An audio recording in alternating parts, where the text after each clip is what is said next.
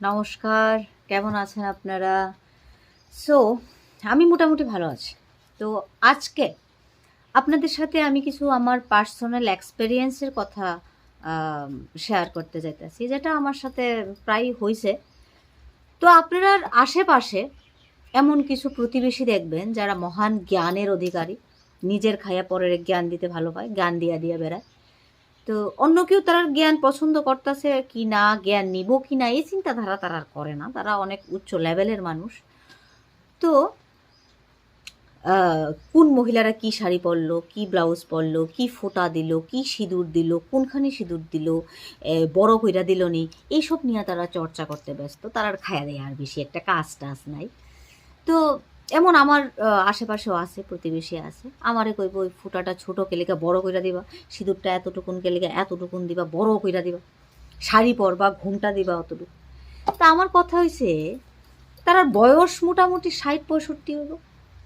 এই বয়সে কি ফাতরামি করার বয়স এখনো আছে?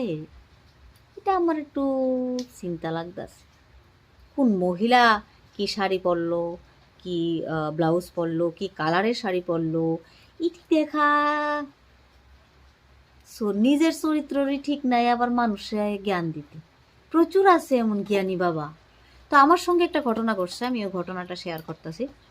কিছুদিন আগে আমার পাশের বাড়িতে একটা কীর্তন আছিল। তো আমি গেছিলাম।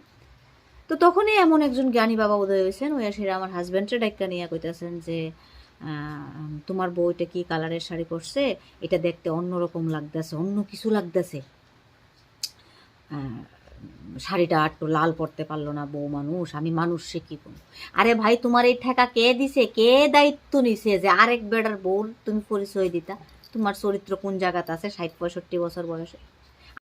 সো ভাবলাম আপনাদের সঙ্গে একটু শেয়ার করি। আপনারাও জানেন, হয়তো আপনাদের আশেপাশেও এরকম বিপজ্জনক মূল্যবোধ শিখানোর লেগা মানুষ অনেক আছে। আপনারা এই করছেন কে লিগা, সেই করছেন কে লিগা, কিন্তু আপনার ঘরে যখন চাল ডাল থাকতো না, তখন এই ১ ডিবি চাল ডাল দিত না কিন্তু আপনারা, বরং তখন এড়াইয়া যাইব গিয়ে। কিন্তু আপনারা যখন পরিপূর্ণ থাকবেন, আপনারা মোটামুটি স্বাচ্ছন্দ্যে চলবেন, তখন আইব আপনারা জ্ঞান দিতে। আপনারা কোনোভাবে মেন্টালি হ্যারাসমেন্ট করা যায়, তার মোটিভ হয়েছে এটা যে অন্য কারুরে মেন্টালি হ্যারাসমেন্ট করা। নিজের তো খায়া দেয়া কোনো কাম নাই, কি কাম দেব? কে কোনো কিছু ভালো কিছু করতে পারবো না? পারতো না। এইরকম লুচ্চামি কইরা তারা বেড়ায়। সো এরকম লুচ্চা মানুষদের থেকে সাবধান থাকবেন, সতর্ক থাকবেন, একটু দূরত্ব বজায় রাখবেন। বাস এটুকুই আমার করা ছিল। সো আমার এক্সপিরিয়েন্সটা আপনার সঙ্গে শেয়ার করলাম, বাস এটুকুই। ভালো লাগলে লাইক করবেন। ধন্যবাদ, টাটা।